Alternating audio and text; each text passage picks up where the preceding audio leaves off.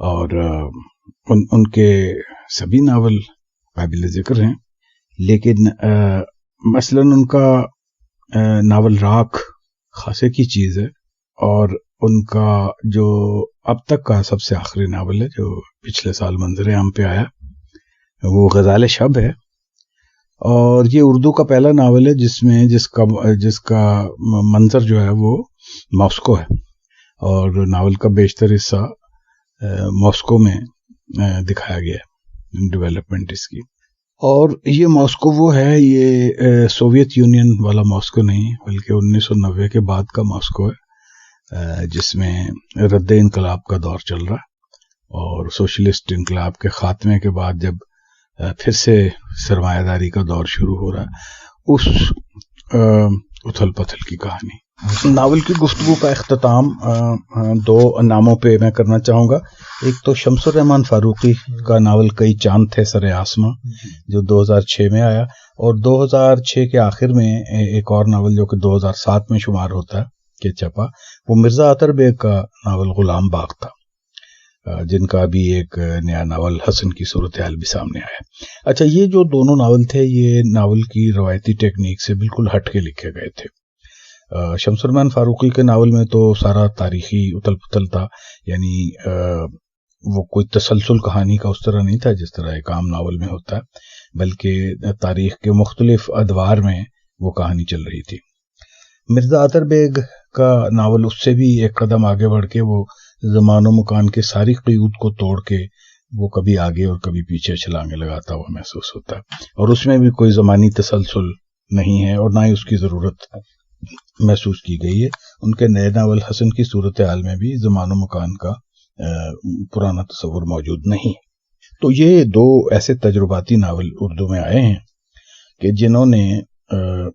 روایتی ناول سے ہٹ کے ایک بالکل نیا راستہ اختیار کیا، اور کچھ لوگوں ظاہر ہے کوئی بھی تجربہ ہو وہ سب کو تو پسند نہیں آتا، لیکن بطور تجربے کے ان دونوں ناولوں کی بہت اہمیت ہے۔ یہ زبان کے ساتھ بھی تجربہ ہے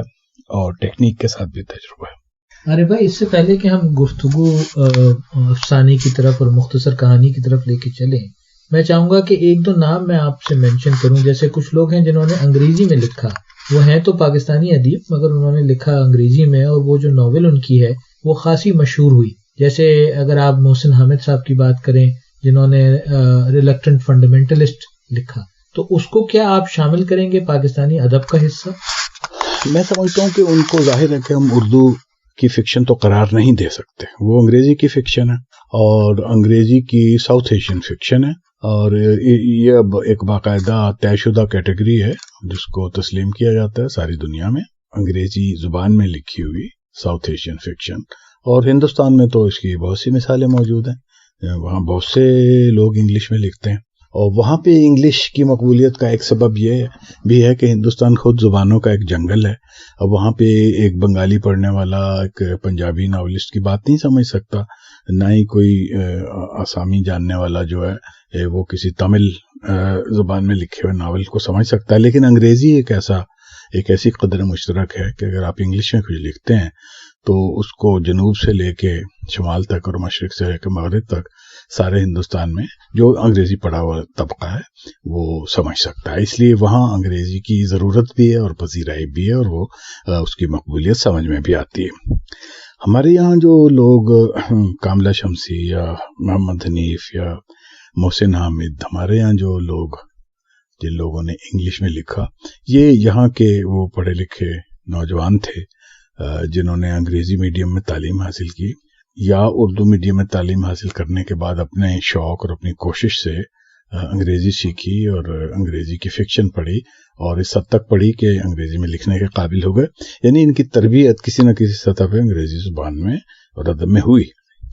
تو ان لوگوں کا انگریزی ادب کی طرف آنا اس طرح کی مجبوری نہیں تھا جس طرح کی ہندوستانی ادیب کی مجبوری تھا۔ یہ لوگ ایک وسیع تر کینوس کے لیے، وسیع تر آڈینس کے لیے انگریزی کی طرف آئے، کیونکہ اردو میں لکھی ہوئی چیز کو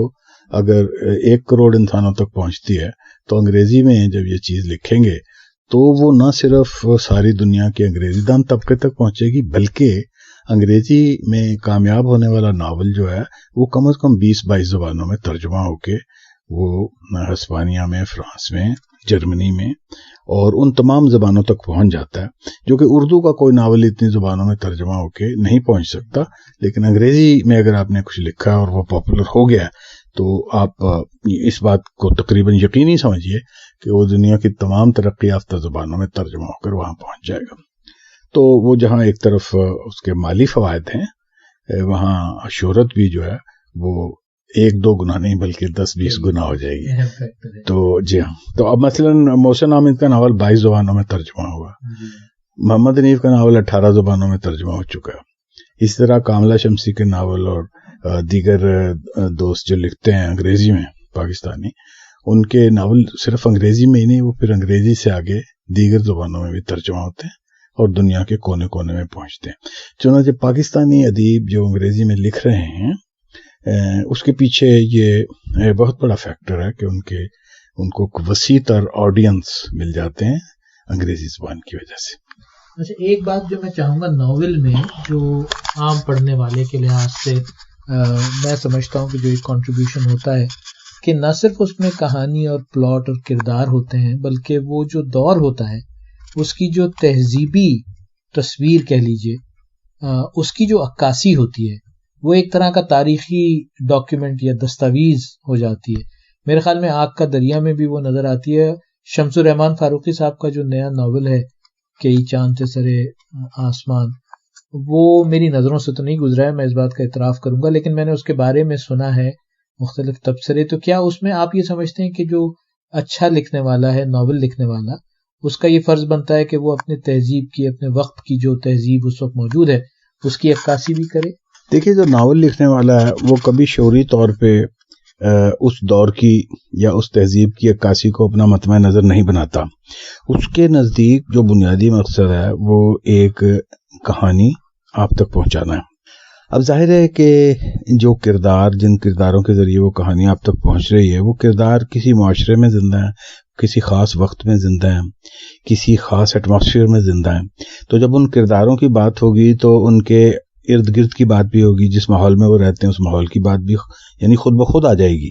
تو یہ کسی انٹینشنل کوشش اور کسی شعوری کوشش کے بغیر جب آپ ناول کی کہانی بیان کرتے ہیں، کرداروں کا سراپا بیان کرتے ہیں، کرداروں کے واقعات یا کرداروں پہ گزرنے والی رودات سناتے ہیں، تو لا محالہ اس ماحول کی بھی آپ ڈپکشن کرتے ہیں جو ارد گرد موجود ہے، اور وہ زمانہ بھی اس میں سانس لینے لگ جاتا ہے جس زمانے میں وہ کردار زندہ ہے. تو یہ کسی شعوری کوشش کا نتیجہ نہیں ہوتی یہ چیز، بلکہ یہ کسی بھی اچھی تحریر میں یہ تمام چیزیں خود بخود اس میں بنی جاتی ہیں، اس کے تانے بانے میں آ جاتی ہیں. یہ تسلیم کرنا پڑے گا کہ ناول بنیادی طور پہ اردو ادب کا کوئی سٹرانگ پوائنٹ نہیں رہا. یہ بہت بعد میں اردو ادب میں ڈیولپ ہوا، اور اس میں مثلا انگریزی کی طرح یا روسی یا فرانسیسی کی طرح اتنے عظیم نام اور اتنے عظیم کارنامے دیکھنے میں نہیں آئے. بہت شکریہ، آپ نے بہت اچھی طریقے سے ناول کا جائزہ پیش کیا اردو ادب میں.